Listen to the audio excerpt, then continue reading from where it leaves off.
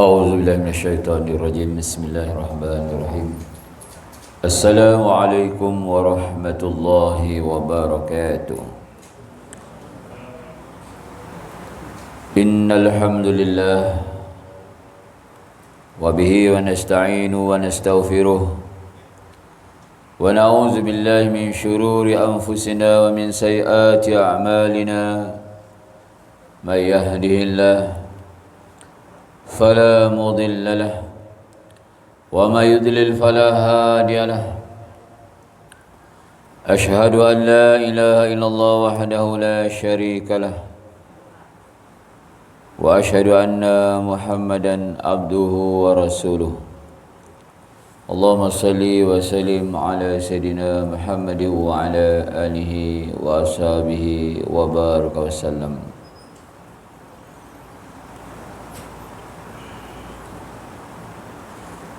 قال تعالى ومن أحسن قولا ممن دعا إلى الله وعمل صالحا وقال إنني من المسلمين. وقال النبي صلى الله عليه وسلم بلغوا عني ولو آية. قال رب اشرح لي صدري ويسر لي أمري واحلل عقدة من لساني يفقهوا قولي. Allahumma aftah alaina hikmataka wa anshur alaina min khazaini rahmatika ya arhamar rahimin. Rabbi zidna ilma warzuqna fahma walhamdulillahi rabbil alamin. Alhamdulillah yang berbahagia pengurusi masjid, barisan tuan-tuan imam, tuan-tuan Bilal, ahli jatuhan kuasa masjid, seterusnya jamaah maghrib, tuan-tuan, puan-puan rahimakumullah. Marilah kita semua memanjatkan kesyukuran kepada Allah SWT kerana masih lagi dikurniakan taufik hidayah, inayah Allah SWT. Kita berada di tempat yang mulia, berada di taman-taman ataupun kebun-kebun syurga, berada dalam majlis sakinah ketenangan, berada dalam majlis maghfirah keampunan Allah Subhanahu wa taala. Dalam kesibukan hari ini masih lagi kita ada ruang dan peluang untuk duduk dalam majlis membesarkan Allah, menselawati Nabi sallallahu alaihi wasallam. Lebih-lebih lagi tuan-tuan dan puan-puan, kita sudah berada di tahun baru 1444 Hijriah. Bila disebut hijrah itu bersama hijrah, ma'al hijrah. Marilah setiap kita semua bersama-sama hijrah. Hijrah itu bermakna bukan seperti Nabi hijrah daripada Mekah ke Madinah, tidak. Kerana tidak ada hijrah selepas hijrah Nabi SAW. Tetapi maksud bersama hijrah di situ iaitu kita semua berazam untuk menambah baik perkara-perkara yang kurang baik, mempertingkatkan iman dan amalan kita, berazam untuk meninggalkan perkara-perkara yang ditegah oleh Allah Subhanahu wa taala. Kan banyak kalau kita tengok perkara yang kita perlu hijrahkan. Kita niatkan di tahun baru ini aku berazam berhijrah dari segi apa? Tauhid, keimanan, hanya mutlak hati kita yakin kepada Allah Subhanahu wa taala. Ada masalah, minta pada Allah. Ada apa juga ujian, ingat pada Allah Subhanahu wa taala. Susah senang sentiasa kita tunduk sujud pada Allah Subhanahu wa taala. Lapang sempit, sehat sakit, sentiasa kita ingat Allah Subhanahu wa taala. Itu segi pengharapan kita, pergantungan kita pada Allah yang Esa. Tuan-tuan, berhijrah dari segi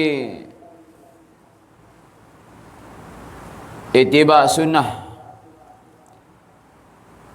Kita dah hidup, ada yang 50 tahun, ada yang 60 tahun, 70 tahun. Berapa sunnah Nabi yang dalam kehidupan kita yang telah kita amalkan. Kalau kita laung-laungkan, kita cinta, sayang kepada Nabi SAW. Kita muhasabah diri kita. Sebab tanda cinta pada Nabi itu kita ikut sunnah Nabi. Berpegang dengan sunnah Nabi dengan penuh kesungguhan, dengan penuh keyakinan.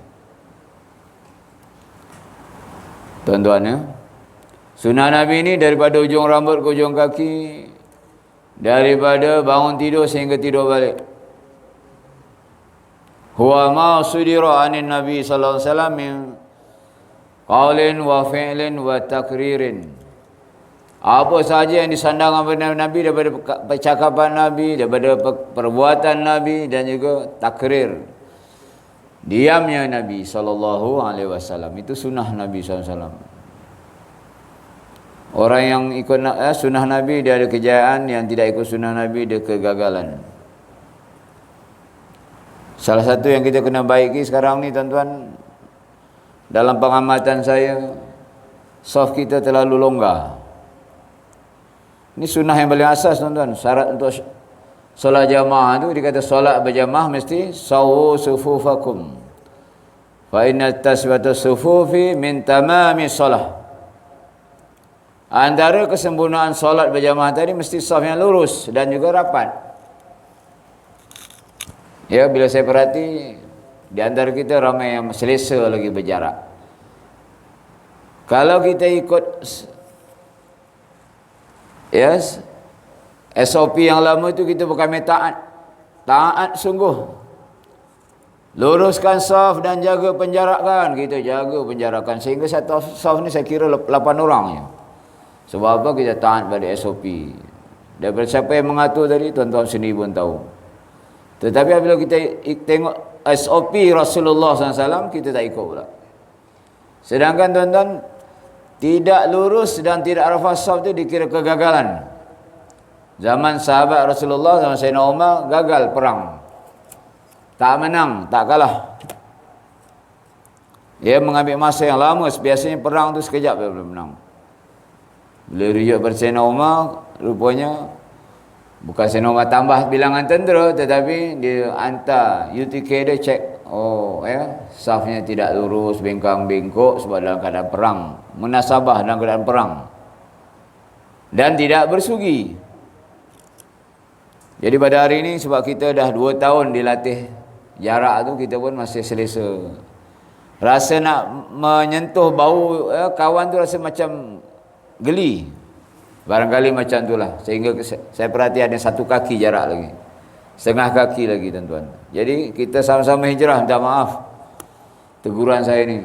Sebagai imam di depan, sebagai komander, jangan pastikan solat kita takbir kalau kita belum ada lurus rapat. Mesti bau bersentuhan, tuan-tuan. Baru dikatakan saf yang lurus dan rapat. Sebab banyak celaan, ancaman daripada Nabi. Saf yang jarak ni diisi oleh syaitan-syaitan dalam celah tu. Dia pecahkan hati kita, tidak bersatu, pecah belah. Datang masjid tapi hati lain-lain semua, tidak bersatu, benci membenci, umpat mengumpat, macam-macam. Jadi sama-samalah, tuan-tuan, kita hijrah menambah baik perkara yang kurang baik ke arah yang kebaikan. Dan bagi pandangan saya, minta maaf sekiranya ini hanya sebagai cadangan saja pada pihak masjid, Tuan Nazir, ahli jawatan kuasa. Sebab timbangan bagi kedudukan imam di sini kurang. Mungkin saya dah berbincang dengan Tuan Pengurusi, boleh bawa mesyuarat. Kita semua insyaAllah Allah SWT mudahkan kewangan. Kita bagi kedudukan timbangan imam ini sama, wazannya sama. Sebaik-baiknya lah, tidaklah membawa pada batal, tidak membawa pada haram. Tapi afdalnya tempat imam tadi dia tengah-tengah, balance. Kalau jamaah tu 20 kanan, 20 kanan. Itu yang paling afdal. Tapi tidak membawa pada haram, tidak membawa tidak batal pada sembahyang tadi. Itu cadangan saya boleh bawa untuk sekiranya baik, untuk ditimbang tara. Wallahu a'lam bishawab. Jadi itulah antara mukadimah pada malam ni sama-sama setiap kita semua berhijrah. Sebab bila istilah hijrah ni tuan-tuan, kita tahu perpindahan Nabi daripada Mekah ke kota Madinah ya. Tetapi cuba kita halusi dan kita hayati maksud hijrah tadi, iaitu ialah pengorbanan Nabi dan juga para sahabat, sehingga Nabi meninggalkan kampung halaman, tempat tumpah darah bersama sahabat, hijrah ke Madinah, sehingga datang ancaman untuk bunuh Nabi SAW. Demi kerana apa? Nabi mendakwahkan kalimah la ilaha illallah. Bermakna hijrah ni satu perkara pengorbanan yang sangat besar, satu peristiwa yang sangat besar. Seluruh orang mukmin tinggalkan kota Mekah pergi ke Madinah tuan-tuan.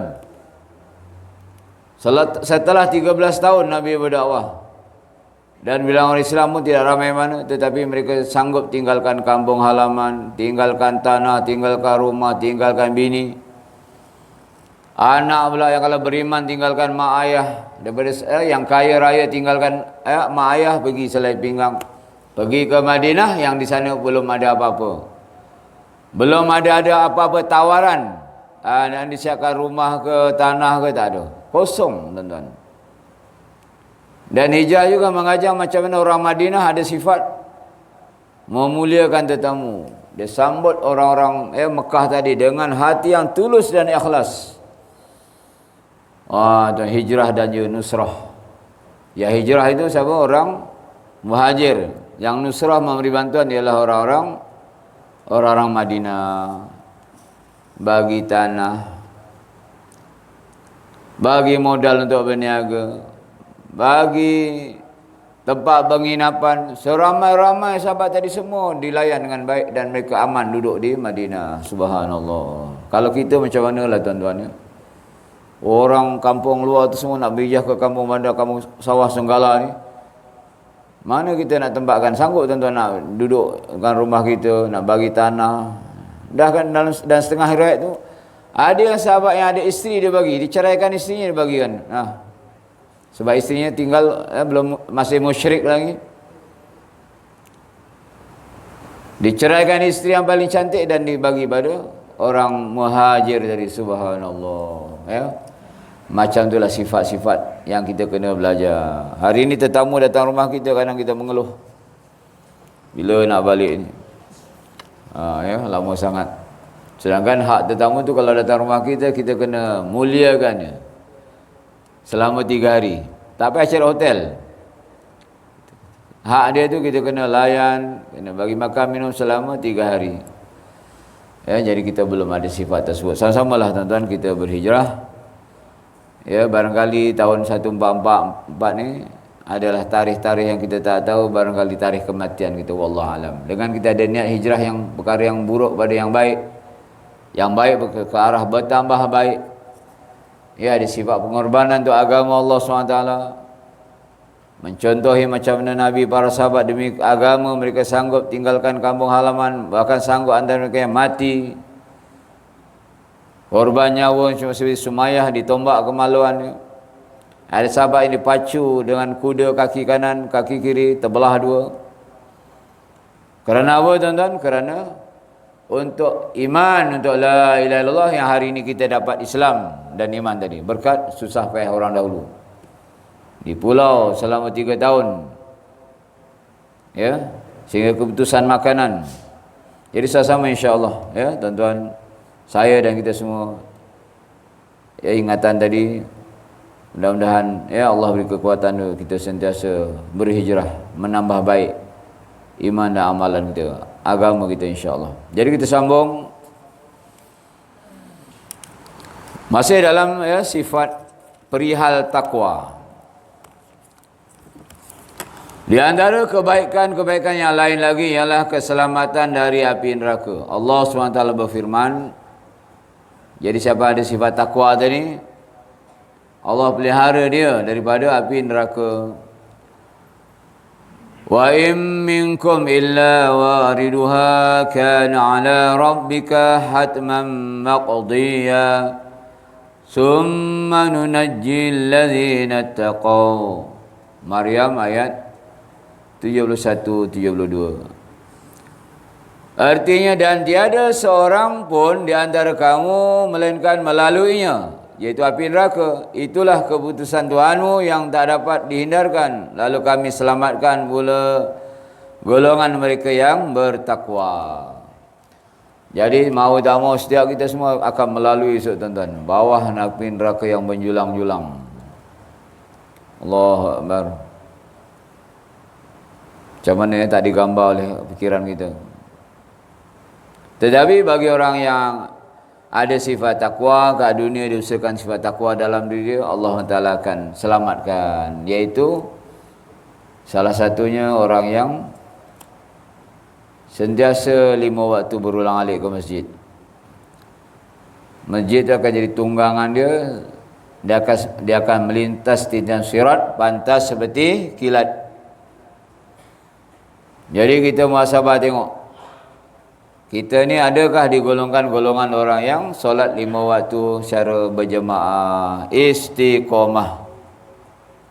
Bukan 2 waktu, bukan 3 waktu, bukan 4 waktu. Dia semua waktu boleh. Subuh dia tak datang. Tak boleh digolongkan orang yang menjaga sembahyang.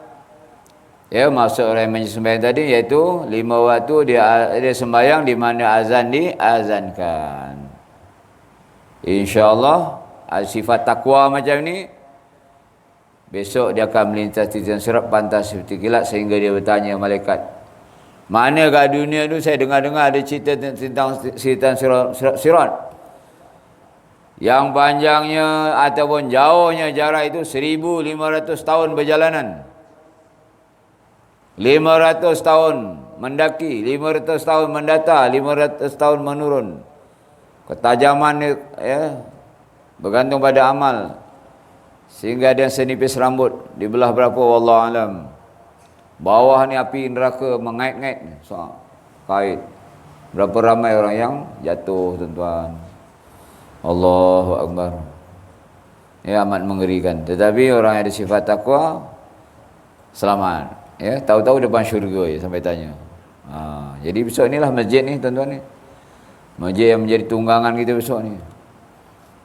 Walaupun masjid ni banding rumah tuan-tuan, cantik lagi rumah tuan-tuan, selesa lagi rumah tuan-tuan, besok ini akan menjadi transport pantas seperti kilat. Ya.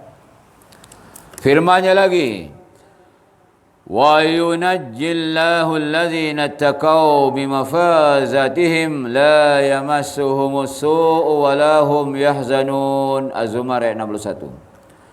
Artinya, dan Tuhan menyelamatkan orang-orang yang memelihara dirinya dari kejahatan, iaitu orang-orang yang takwa, ke tempat keberuntungan.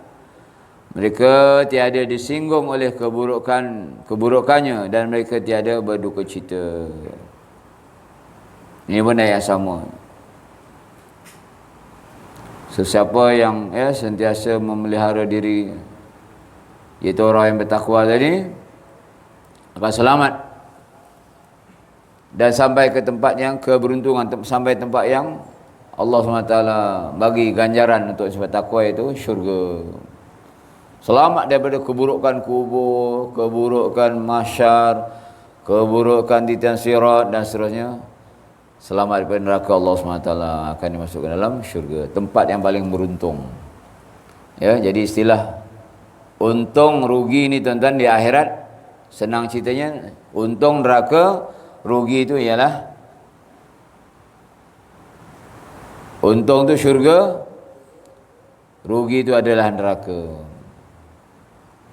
Kalau di dunia ni kita faham untung tadi ialah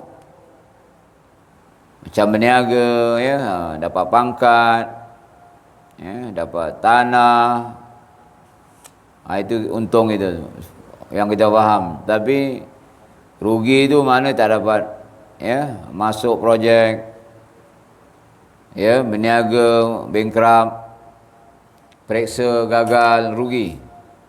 Itu istilah dunia, rugi itu boleh diulang balik. Orang jatuh niaga macam mana pun dia usaha-usaha boleh bangkit balik. Wah, ya. Dijadikan motivasi, kata gagal sekali bukan semesti gagal selama-lama dia membangun. Ikut program motivasi itu bayar. 1,000, 2,000, 3,000, akhirnya dia berjaya. Itu dunia resamnya. Periksanya tu gagal, ulang balik. Sehingga dia berjaya. Tapi di akhirat bila Allah Taala beri umumkan, wa man zuhziha 'anil nar wa udkhilal jannah faqad faz. Siapa yang orang beruntung tadi bila Allah Taala isyarkan hari ini siapa yang diselamatkan daripada neraka wa udkhilal jannah, masuk syurga, faqad faz, itulah orang yang beruntung. Rugi tu maknanya neraka lah tempat dia. Ya tuan-tuan ya. Jadi besok di hari akhirat tu manusia tu syurga. Satu lagi tempat neraka. Yang mana baik amalannya dia akan masuk dalam syurga. Allazi khalaqal mauta wal hayata liyabluwakum ayyukum ahsanu amala.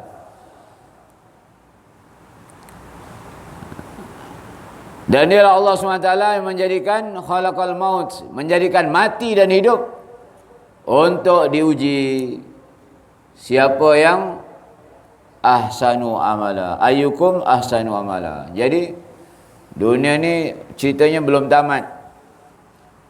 Kehidupan kita ni belum tamat cerita, belum tutup buku. Boleh tutup buku besok bila dah Allah SWT isyarkan kita masuk syurga, nauzubillah masuk neraka, situ baru habis buku tu, bermula buku baru. Sama ada kekal dalam syurga, satu lagi orang kafir dia kekal dalam neraka. Ada orang mukmin dia masuk dalam neraka juga. Kenapa? Kerana apa tuan-tuan? Dinilai tadi ayyukum ahsanu amala, ditimbang-timbang, kumpul-kumpul amalan, tengok Allah Akbar, amalan sikit, dosa bergunung-gunung.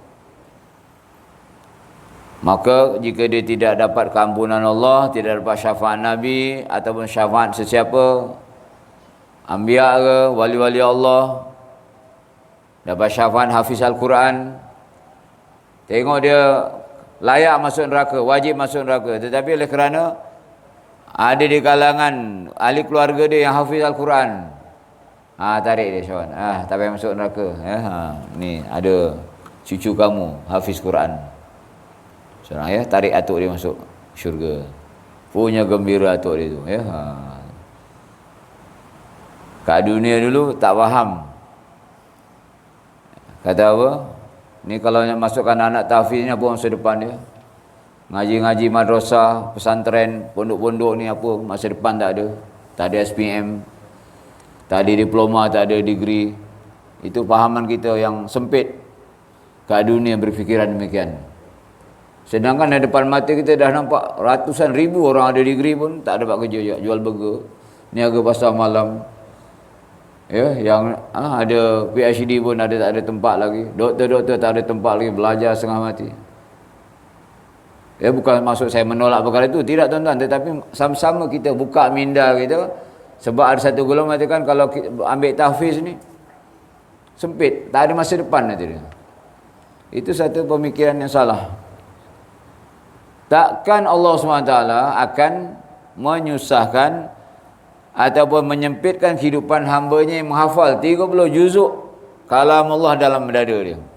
Tidak tuan-tuan. Masa belajar lagi pun Allah SWT dah bereskan, tanggung rezeki dia. Subhanallah.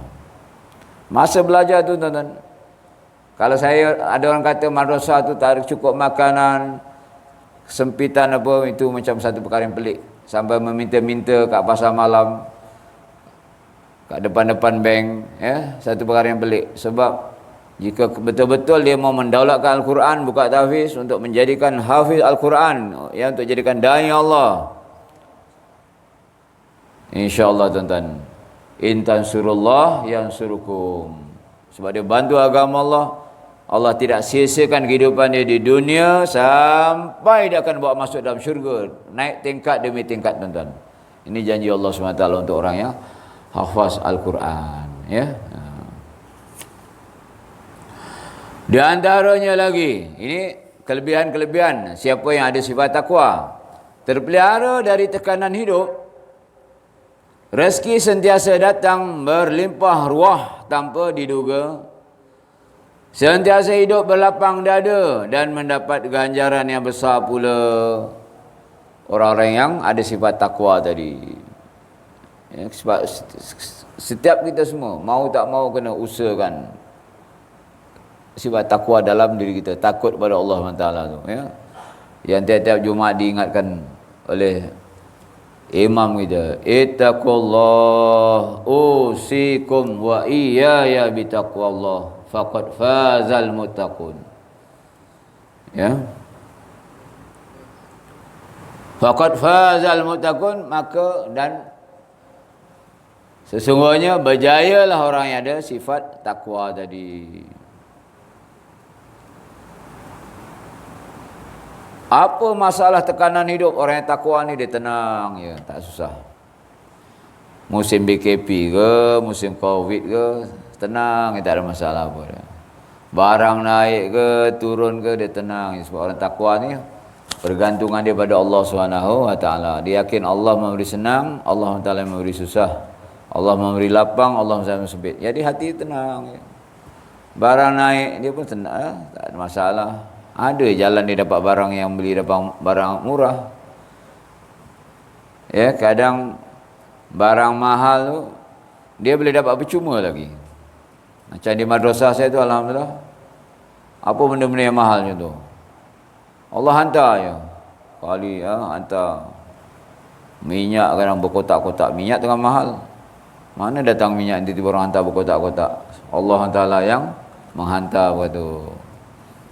Ayam sekali hantar berapa? Kadang pergi pasar beli ayam pun tuan tu kata infak tak apa. Macam tu sekali.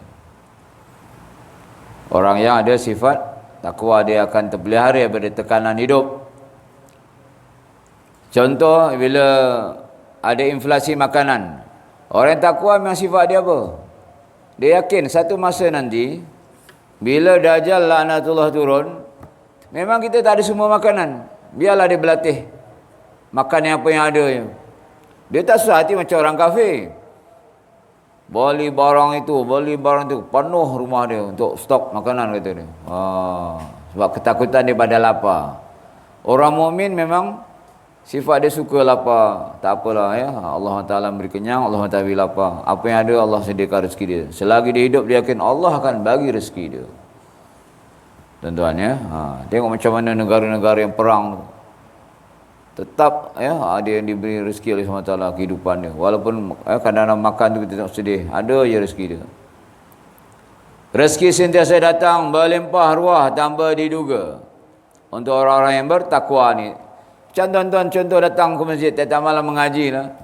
Ada je rezeki makanan. Kadang-kadang tuan-tuan balik tu tak makan tu, percayalah, bawa lah 2-3 bungkus bawa balik. Akhirnya simpan esok peti ais. Akhirnya buang, ada ayam bagi ayam.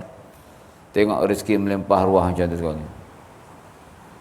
Kalau kita keluar berdakwah ke luar-luar negara, tuan-tuan, negara-negara yang maju sedakwah ni, ya tengok.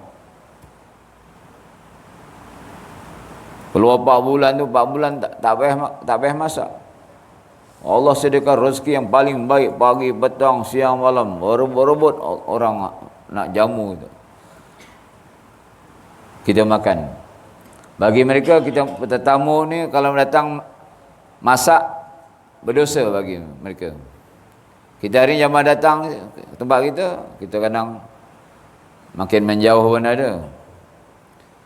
Tidak ada kata keinginan kita, aku nak jamu lah jamaah ni yang penuh berkat ni. Mereka telah korban diri, harta masa, datang jauh-jauh. Keberkatan mereka ni pasti ada ya. Kita pun belajar jamu mereka pagi. Tengah hari kan orang ni masakkan.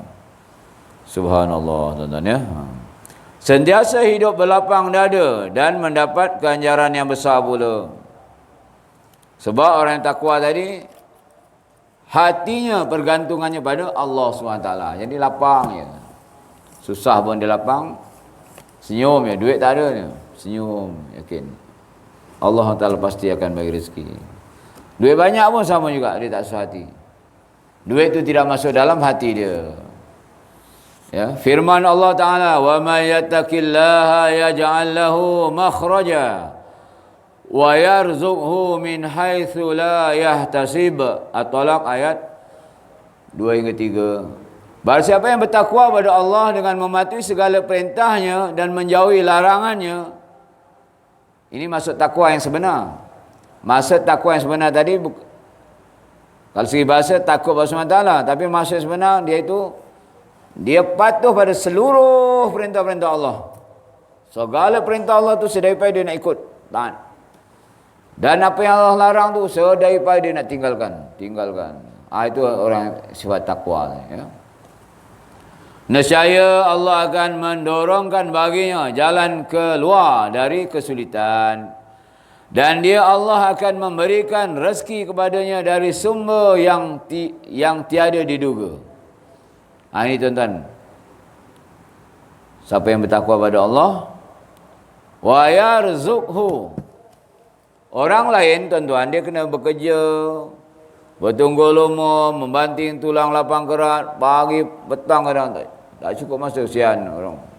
Tak cukup 8 jam ditambah lagi.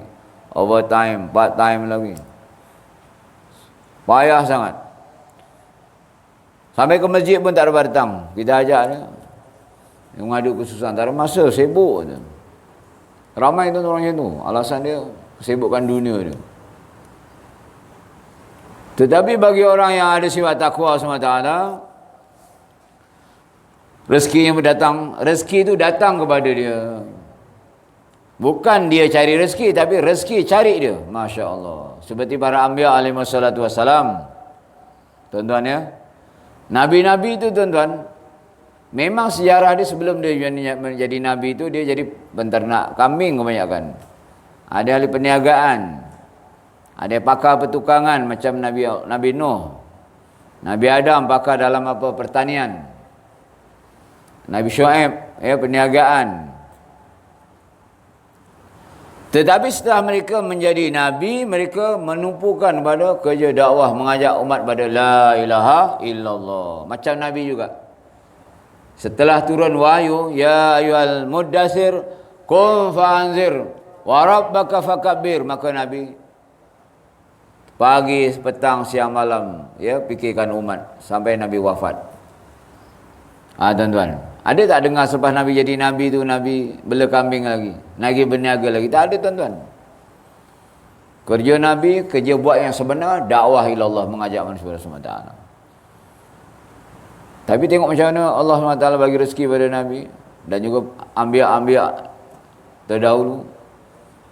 Contohnya Nabi Musa bersama Bani Israel yang sesat di ladang teh selama 40 tahun. Ada sifat takwa pada Nabi Musa.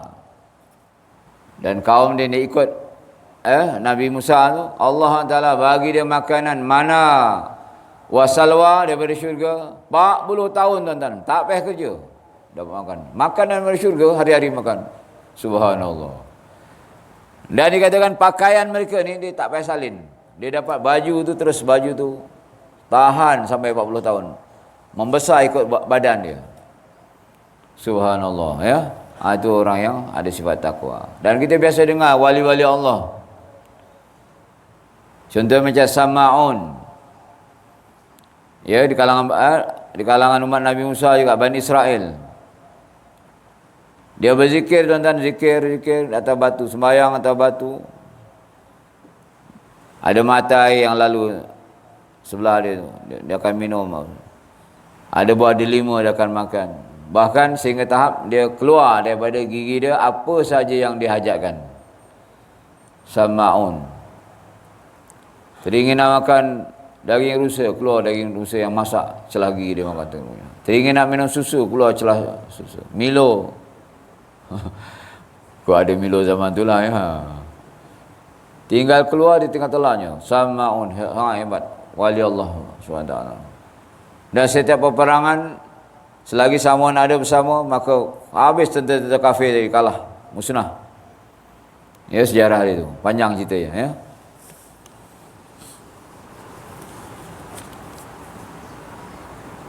Jadi kalau kita hendak rezeki datang pada kita tuan-tuan, bukan kita cari rezeki, hendaklah kita usahakan sifat takwa. Sebab tu dalam kedudukan 8 sumber rezeki tu, takwa ni kedudukan nombor 1. Piping tu, kepala pipe tu, kalau ada orang mukmin ada 8 tuan-tuan. Orang mukmin ada 8. Orang kafir dia ada 1 kepala pipe saja, iaitu bekerja. Pipe nombor 8 tu orang kafir. Mau tak mau dia kena usaha. Tapi orang mukmin ada sifat takwa. Bila takwa, Allah bagi rezeki dia bersumber yang tidak sangka-sangka. Ada apa? Sembahyang sumber rezeki. Taubat sumber rezeki. Ya, dakwah jadi sumber rezeki. Siapa yang buat dakwah, Allah bagi rezeki dia yang melempah arwah. Ya. Kalau tuan-tuan tengok orang yang keluar dakwah pergi negara jauh, belanja 15,000, 10,000, ada je sumber rezeki. Mana datang tuan-tuan? Bukan ada pembiaya, ada sponsor sana. Bila intan surullah, dia bergerak dalam Allah, Allah akan bantu mereka. Macam mana? Azan dulu. Mana kita sambung sikit lagi.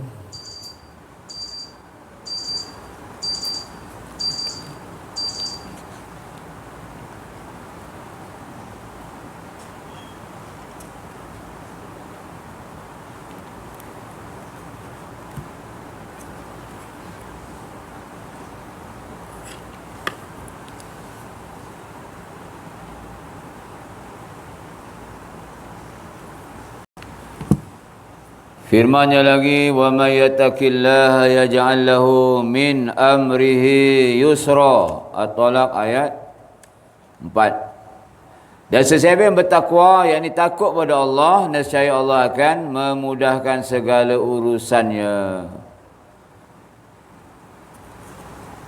Ya, sebagai contoh macam mana Sayyidina Ali radhiyallahu anhu balik daripada peperangan. Ya, dia tengok rumah dia tak ada makanan. Maka dia pun pergi ke masjid, buat 2 rakaat solat hajat. Dia balik tanya pada isterinya, ada tak apa-apa bantuan Allah? Dia kata, tak ada. Balik datang ke masjid lagi, perbaiki wuduk dia, perbaiki sembahyang dia. Kemudian dia balik, tanya ada tak apa-apa? Tak ada apa-apa juga. Bagi kali ketiga. Ya, bila dia baiki sembahyang dia lagi, usyukkan lagi, maka balik dia dapati mesin pengisar gandum tadi berkisar sendiri tuan-tuan,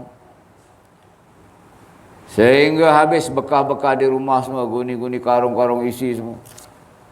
Ya, tak ada tempat dah membuat-buat dah rumah dengan gandum. Maka dibukalah, dia tengok apa isi dalam tu, rupanya kosong dan berhenti mesin tadi. Dan diadukan kisah ini pada Rasulullah SAW. Jika kamu tak buka, nescaya akan berkisah sampai hari kiamat. Allahu Akbar. Jadi kisah ni macam mana takwanya Ibrahim AS, Siti Hajar bersama Ismail. Kerana takwa menjunjung perintah Allah, berdakwah tinggalkan isteri di padang pasir. Hajar Ismail tak ada sumber kehidupan, sumber kematian ada. Tetapi yakin takwa pada setiap perintah Allah, akhirnya keluar Zam-Zam sampai hari kiamat tuan-tuan, takkan putus. Tengok, berkat ada sifat takwa, korban untuk agama Allah SWT. Macam kita juga tuan-tuan, sebagai contoh yang mudah lah, kalau kita di rumah tu ada ayam yang jinak, ada ayam yang liar, macam mana kita bagi makan? Yang jinak tu datang elok, kita bagi depan kita tahu nak makan. Jinak elok. Yang liar tidur atas pokok rambutan, pokok kelapa sawit, itu kita bagi tabur. Dia pun dapat juga makan, tapi seksa mencakar sana mencakar sini semua. Macam itulah umpama orang yang bertakwa dengan yang tak bertakwa. Orang yang bertakwa tu rezeki dia mudah, senang ada. Banyak tidak membazir, sikit mencukupi. Makan biasa pun Allah bagi sedap. Tapi orang yang tak ada sifat takwa, makan macam-macam, udang galah. Makan daging yang sekilo tak berapa ribu tu, apa nama daging lembu tu kan. Tu pun makan sikit je. Orang yang kaya-kaya tu tuan-tuan ya, tidur di tempat yang mahal tetapi tidak boleh nyenyak. Sebab nyenyaknya tidur tadi tidak boleh dibeli. Hanya dengan ada agama, ada iman, ada takwa, baru Allah Taala tidur di tempat yang kasur yang murah pun dia boleh tidur dengan nyenyak. Letak dia boleh sedap tidur. Allahu Akbar ya. Makan nasi dengan udang geraga pun dah sedap punya. Saya pernah tengok di Indonesia masa berdakwah sana, orang makan cilapi, nasi putih dengan cilapi.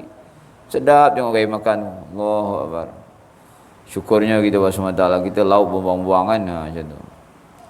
Jadi itu untuk orang yang bertakwa, Allah akan mudahkan segala urusan-urusan dia di dunia, apatah lagi bisa di alam akhirat. Wa may yattaqillaha yukaffir anhu sayiatihi wa yu'zim lahu ajra.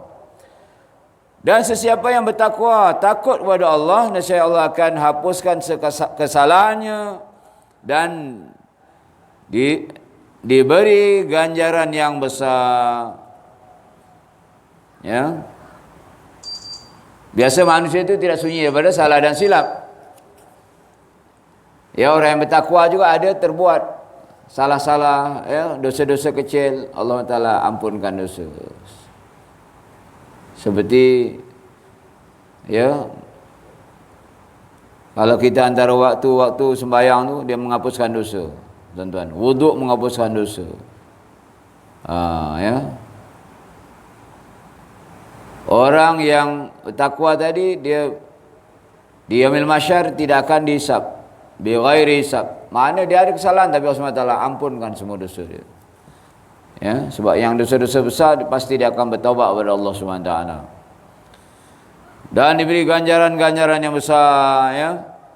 Wa yu'zim lahu ajra. Ganjaran-ganjaran besar untuk orang yang ada sifat takwa bersama. Sukanya Allah pada orang yang ada sifat takwa tadi.